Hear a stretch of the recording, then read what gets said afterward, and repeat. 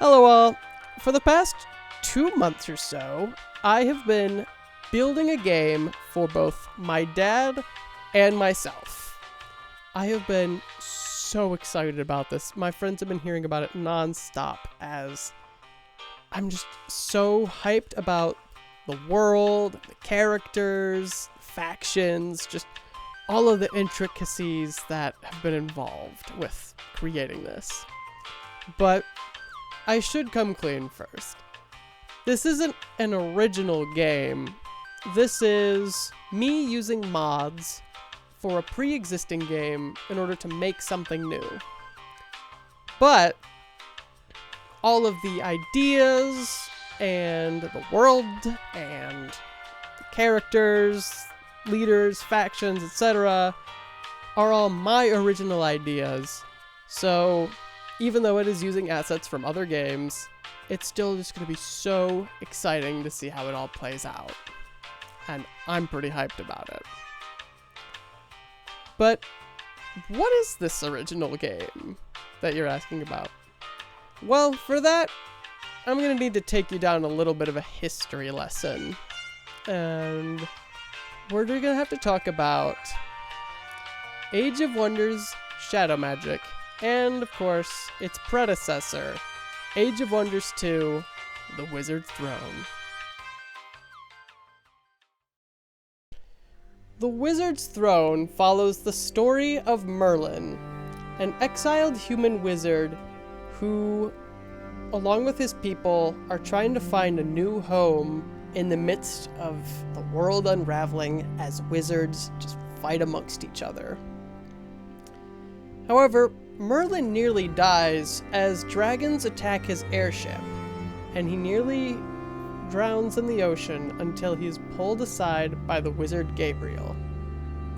Gabriel explains to Merlin that in order to restore the world back to peace and prosperity, he, Merlin, must ascend to the wizard's throne and become the new wizard king.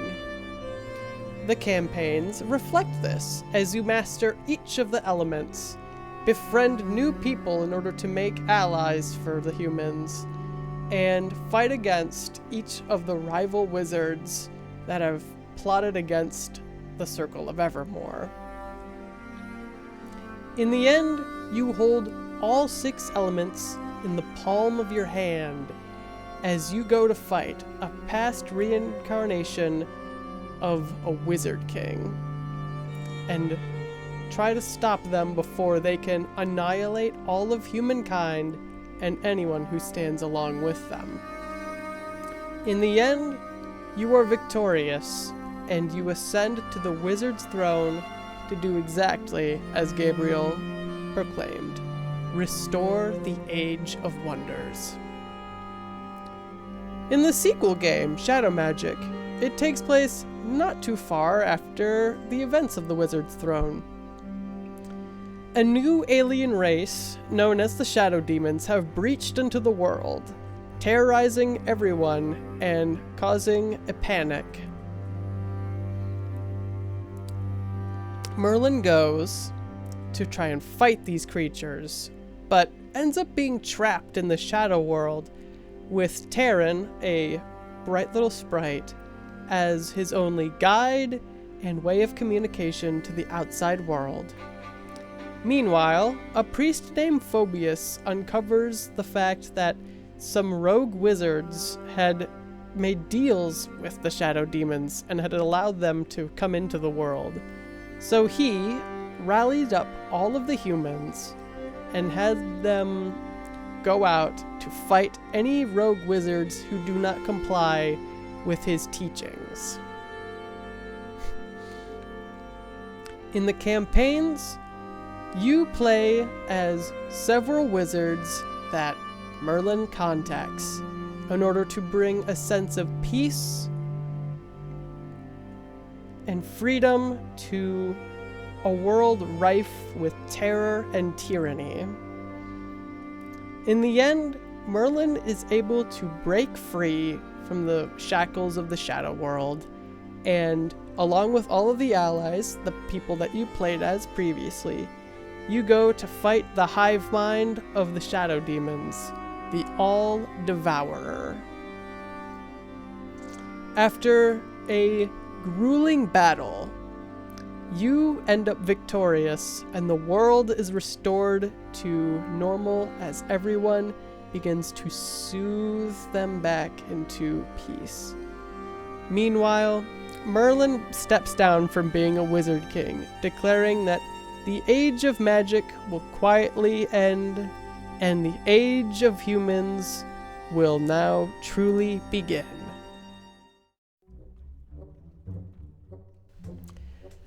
For as long as I can remember, these games have been in my family since, as long as I can remember, and we've been playing them all the time, especially my dad.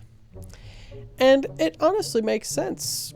The Wizard's Throne came out in 2002, and Shadow Magic, the expansion for it, came out in 2003.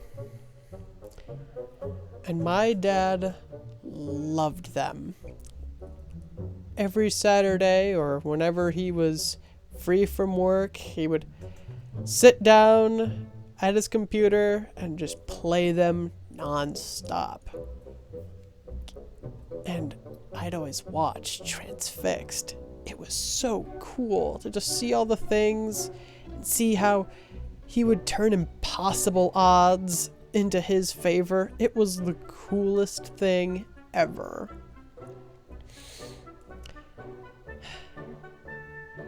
He would play these games up until the eventual release of Age of Wonders 3, which we were all hyped of, which came out in 2014, not 2024. 2014, which is 10 years ago.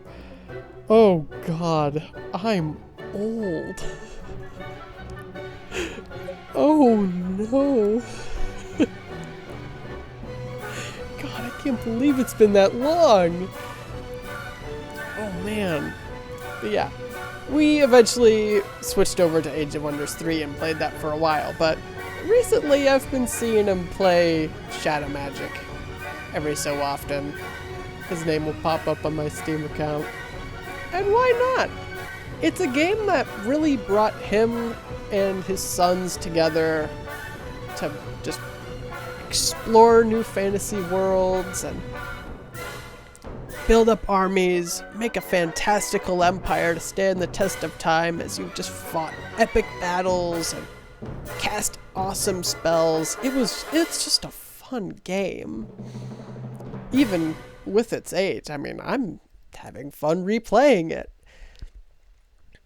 And even after the campaigns were finished, there were plenty of scenarios that you could just play as your favorite races, play as different ones to challenge yourself. I mean, replayability was just endless.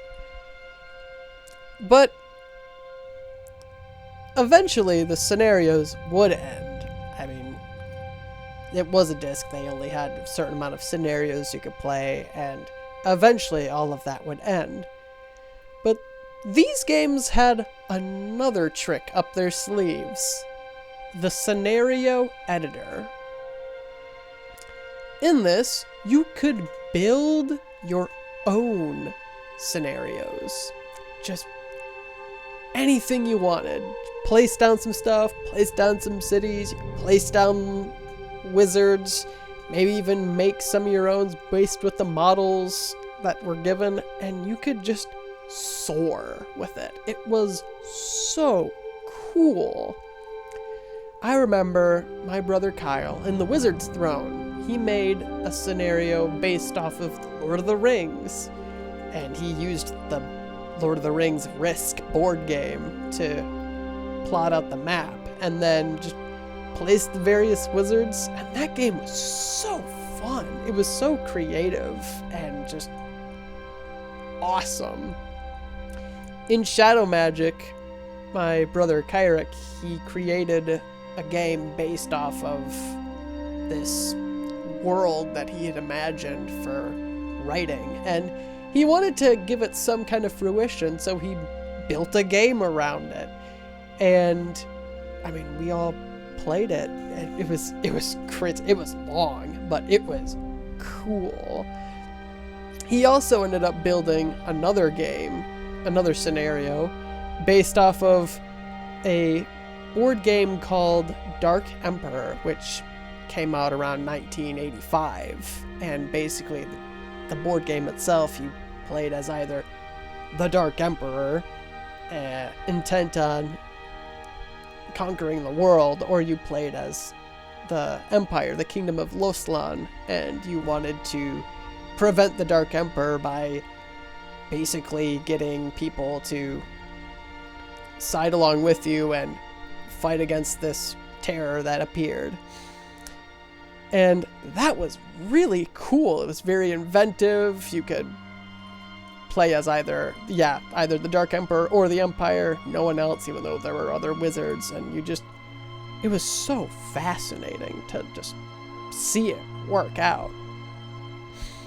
My brother, Kelvin, he ended up creating a scenario based on a D&D campaign that he and his friends had run, and actually, my dad was the DM for that, so it was really awesome to just see all of those things in fruition. He even built a scenario that we really loved, which was based around Greek mythology. You would play as one of the major Greek gods, and basically you would fight amongst the other Greek gods, try to go through the labyrinth in order to make it to Olympus to reign supreme.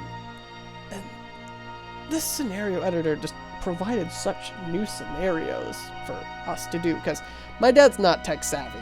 One thing you ought to know, my dad is not tech savvy. He does not even bother with this stuff. He doesn't know how to access the scenario editor. We had to show him, like, yeah, this is the thing. He's like, I don't know anything. And so we ended up building the stuff for him, and he would love it. He would explore this stuff. He would be like, this is so cool.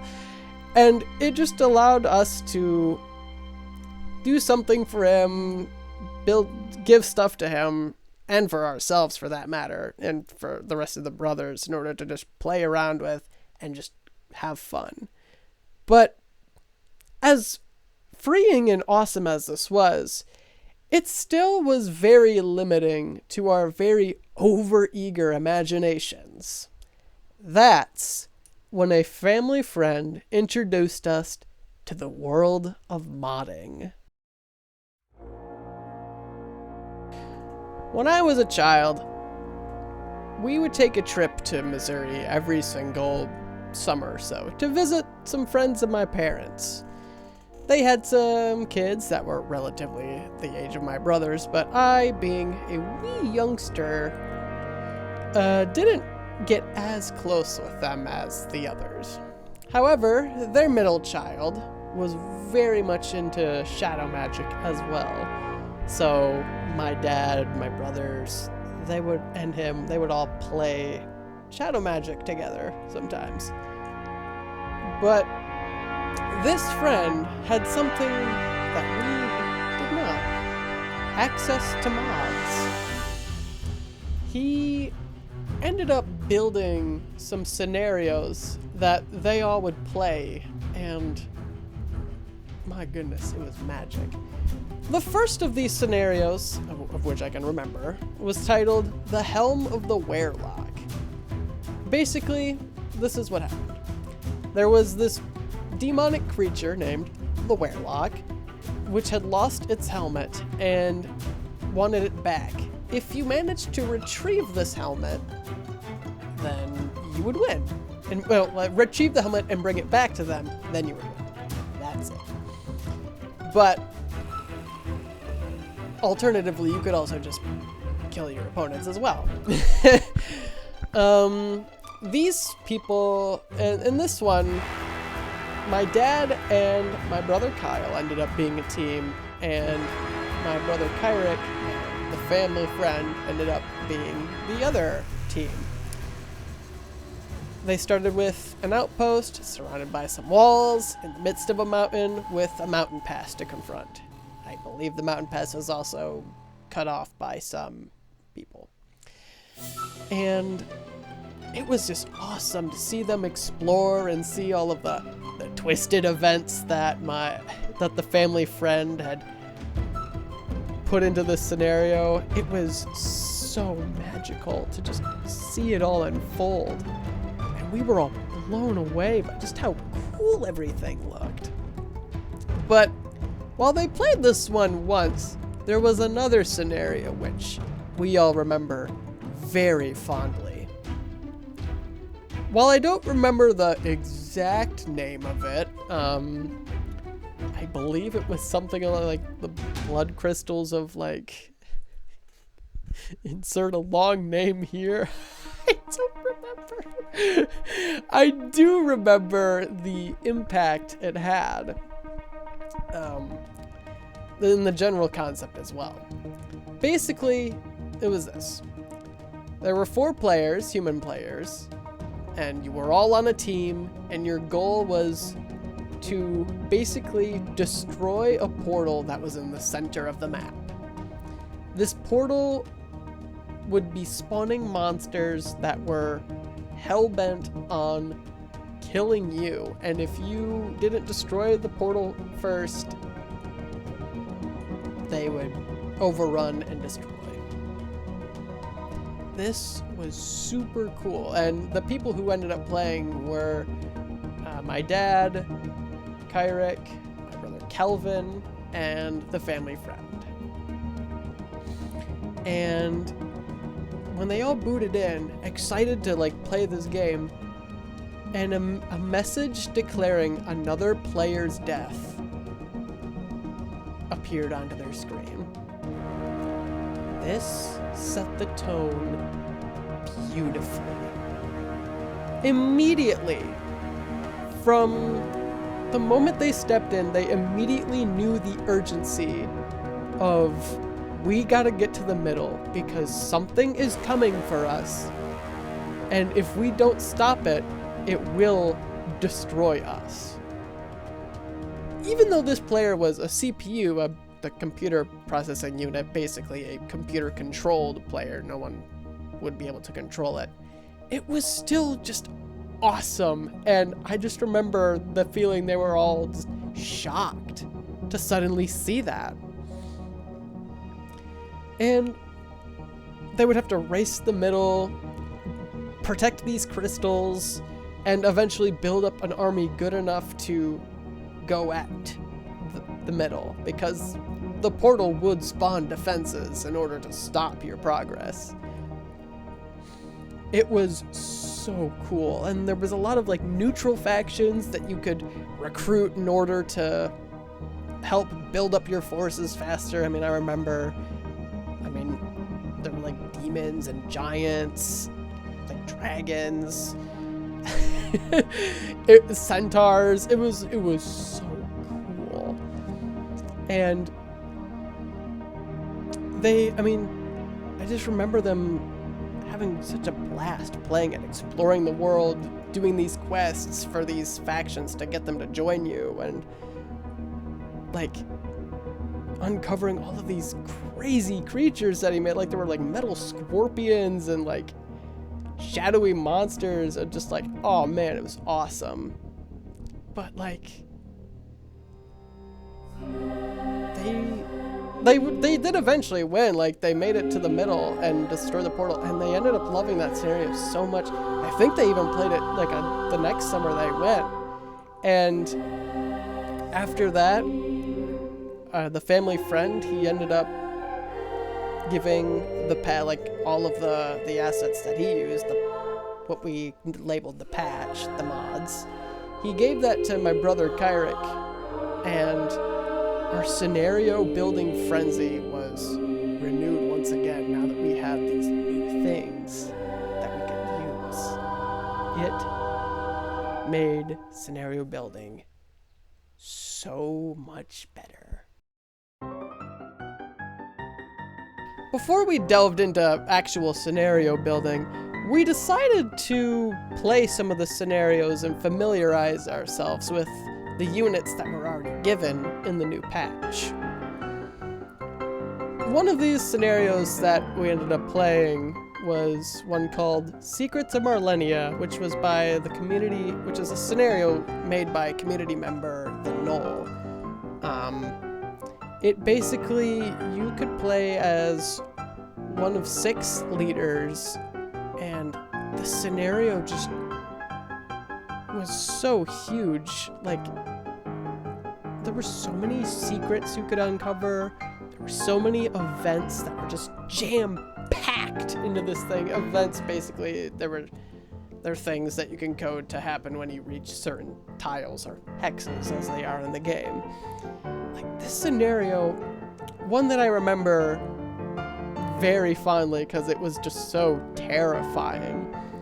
You could uncover a dragon's lair of old, and I mean, your men would say like, "Oh, hey, this is a dragon's lair, though it looks abandoned. Let's go in. There's so much treasure." And of course, you would be there like, "Oh yeah, dude, pickups are great. All this gold and mana, like, hey, there's some items over there. This is awesome." But if you stepped on certain tiles and certain hexes, the dragons would return and they would go berserk. They would hit your guys and kill them, and then go off onto the countryside, destroying everything they came across. It was insane, and this scenario was chock full of events like this. You step on a certain hex, units spawn that immediately attack you and go bananas. It was insane. But my dad had such fun with this scenario, even still. And as you played it more, you discovered that there were secret weapons that you could use to just completely annihilate another person. Like, absolutely destroy them from the map. It was insane. And it was such a fascinating world. Like, wow. Another one of these scenarios that my dad ended up playing was called Return of the Lizards. You start... Essentially, it was a story about a king being exiled by a conquesting lord and set out to sea, but in the midst of a storm, he ended up crashing and most everyone dying except for him. A mermaid happens to save him and scramble up enough wood to make a floatable raft for you, saying that your destiny lies beyond the sea upon the shoreline.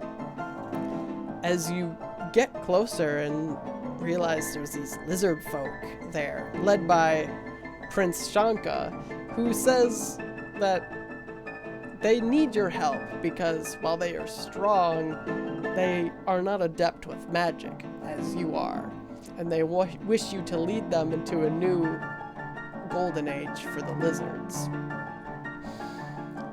And of course, you accept. That's your base of operations.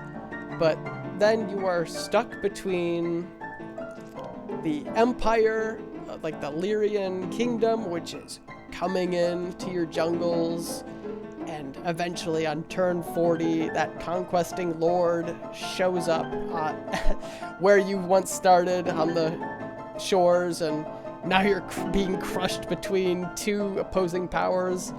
All the while, the jungle is wild. It spawns new animals and keeps sending all sorts of stuff, and it's a mess.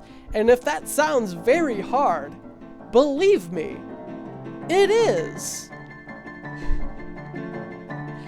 It is so hard. But if you can manage all of these things, if you can fend off all of these things, you will be king over all of the world as the lizard men have returned to their former glory. And my dad loved this. He absolutely had so much fun defying the odds and making things happen, making sure that he rose to the top. It was so awesome to just see him do this.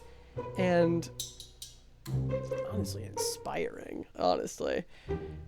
And we eventually learned from those and branched away, but those scenarios definitely helped us fuel our passion for creating scenarios, and decided, what else can we do with the scenario builder? My brother Carrick decided to return to the Dark Emperor once again, but this time with the new patch unit bodies in store. He figured out a way to make the old buildable units and switch them out with the new ones that he had recently made, which just gave the world a fresh new look, as now you could just build new units that we'd never seen before. Now you could play as all of the factions, instead of just playing as 2, which was really cool, and you could just experience all of that freshness and uniqueness that each of the factions had brought, since he had made them more akin to their personalities in the game.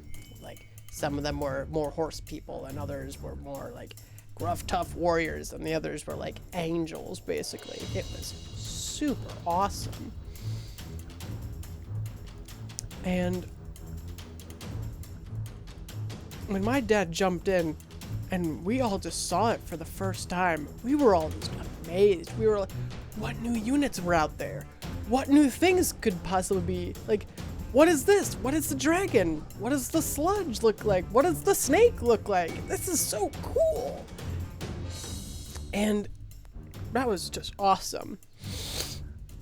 However, because we were still relatively new to this and building new units from scratch, there was a lot of unbalance in some of the units, particularly with the Empire's units. The Kingdom of Losland, I should say.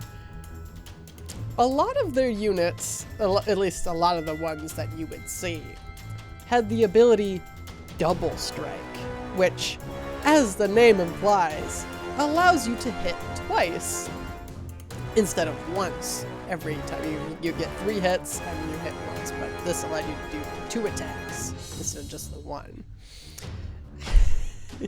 This, paired with a very high attack, very high defense, and resistance to magical damage, made them incredibly formidable foes. And if you played as the Emperor, the question wasn't necessarily, or rather, if you played as the Kingdom of Losland, the question wasn't, can I beat the game? The question was, how fast can I beat the game? The answer is 23 turns. My dad figured that out. It was crazy. But my dad loved it nonetheless. He loved just experiencing that world and seeing the Dark Emperor's vampires fully realized, and just figuring all that stuff, and embraced the challenge wholeheartedly. It was so cool. But some of my other brothers had other scenarios up their sleeves as well.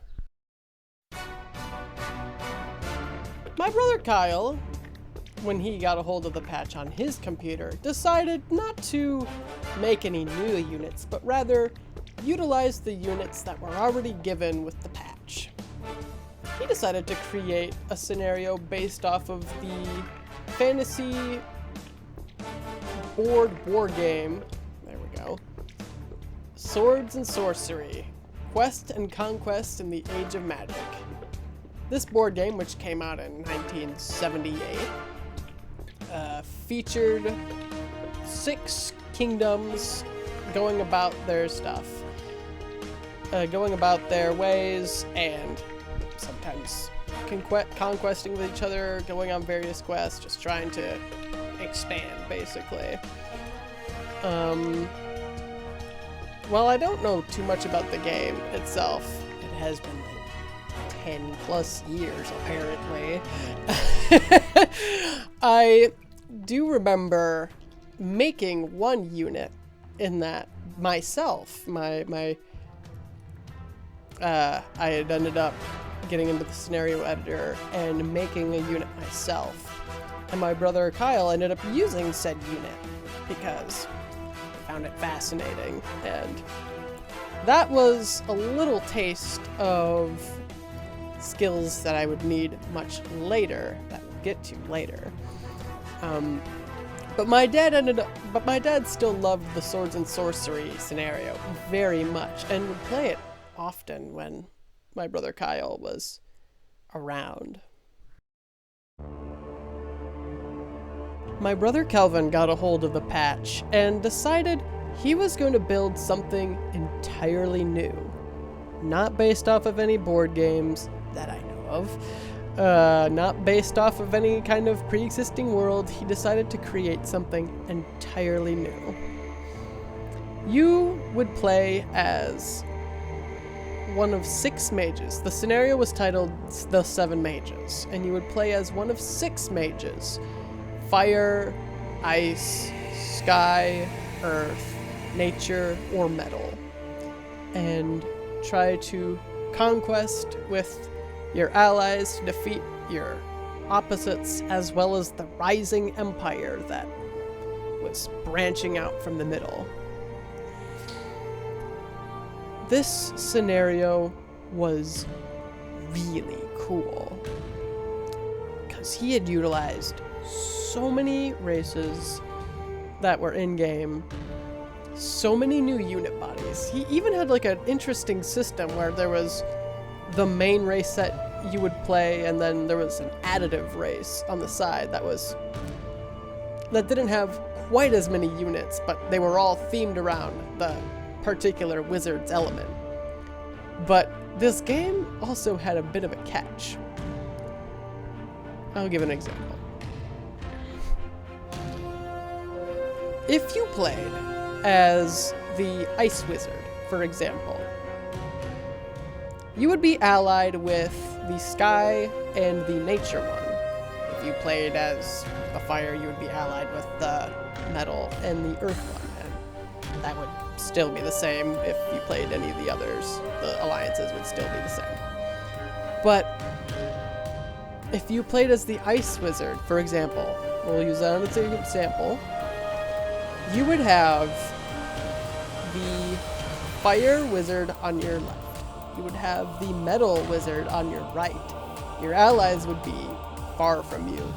And in the middle, the Empire would be branching out.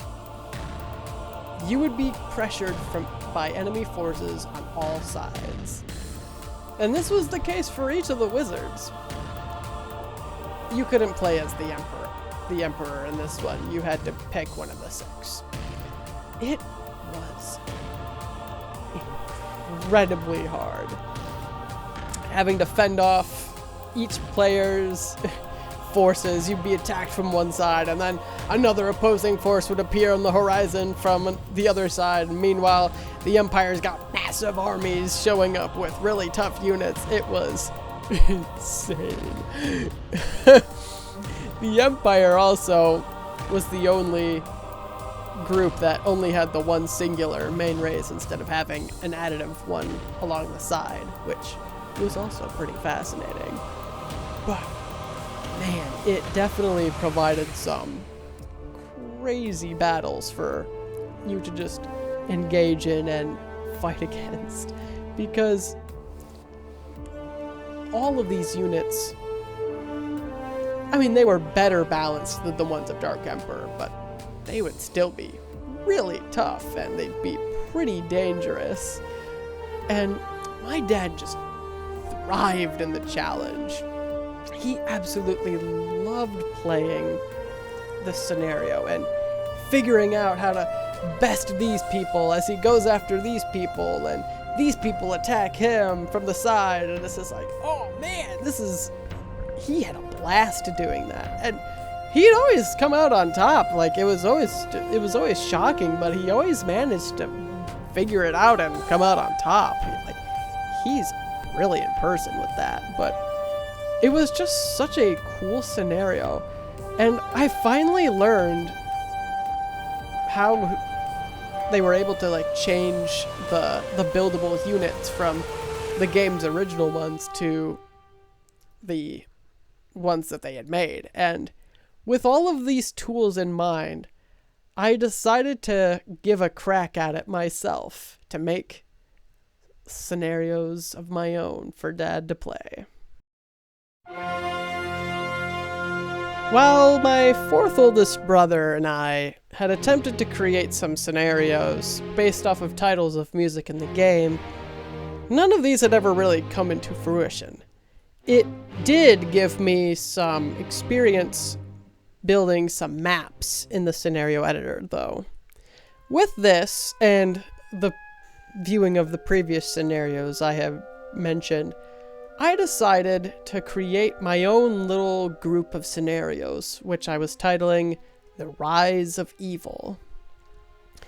This basically would track each of the good races of the game fighting against the evil races of the game, and eventually would lead to you preventing the return of the demons into the world. As I created each of the good races, with a lot of units I may add, I began plotting out the idea for each of them. You would have your wizard secluded somewhere in like an area no one can reach, basically, not even yourself. And then you would have a hero, your general, basically, on the mainland doing all the questing and attacking and conversing with the person up there, each of the friendly races up there, as you went to combat the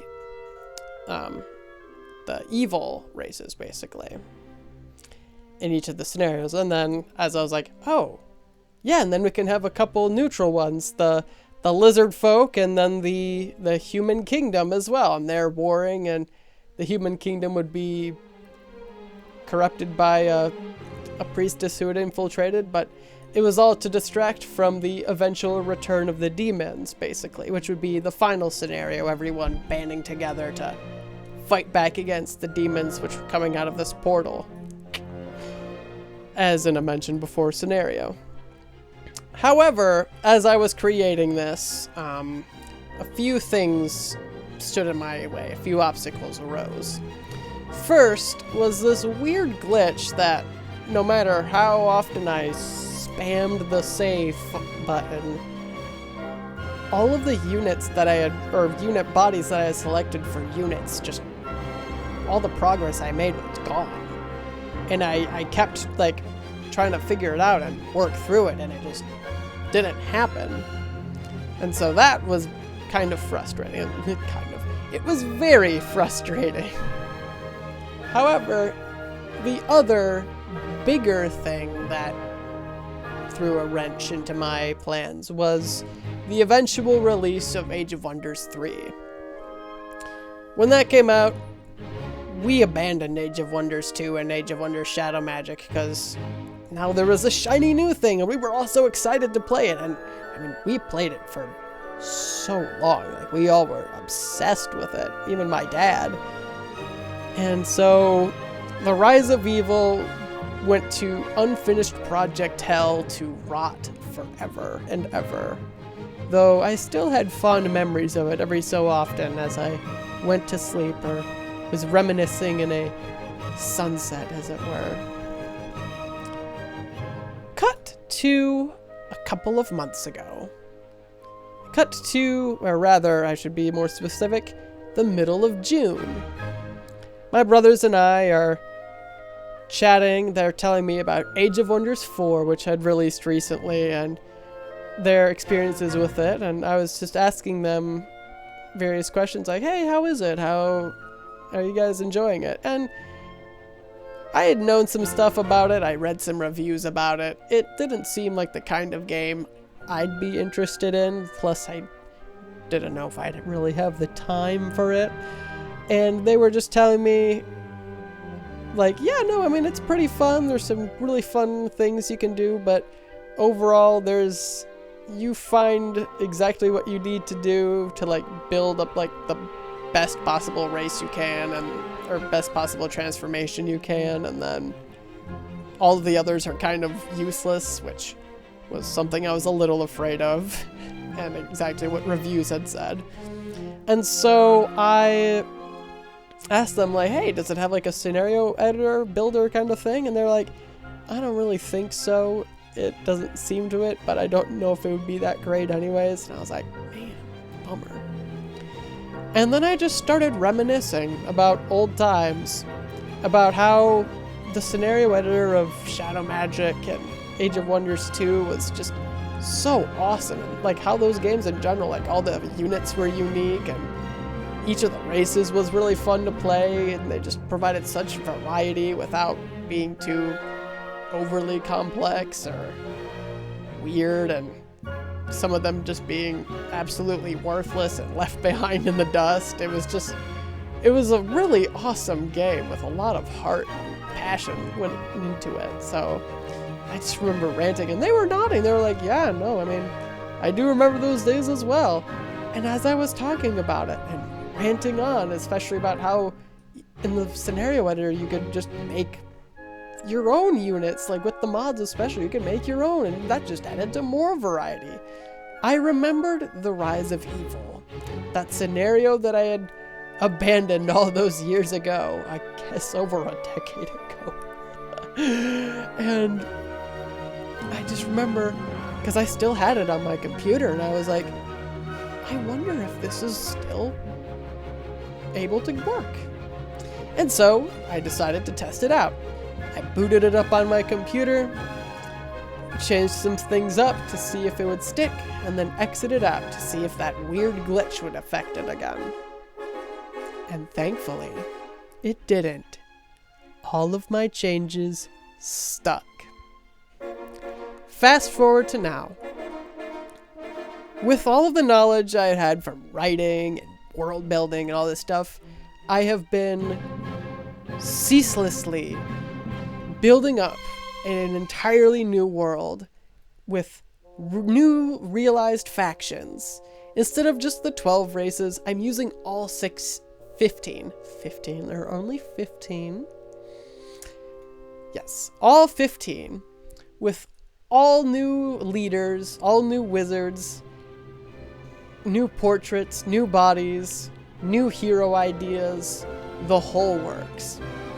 The story has changed drastically. Instead of The Rise of Evil, I'm calling it Whispers of Chaos, which will follow Queen Laecilia, the Elven Queen, as she tries to quell the chaos and war of her world, all while an ancient evil watches from beyond their planes. It is going to be so huge.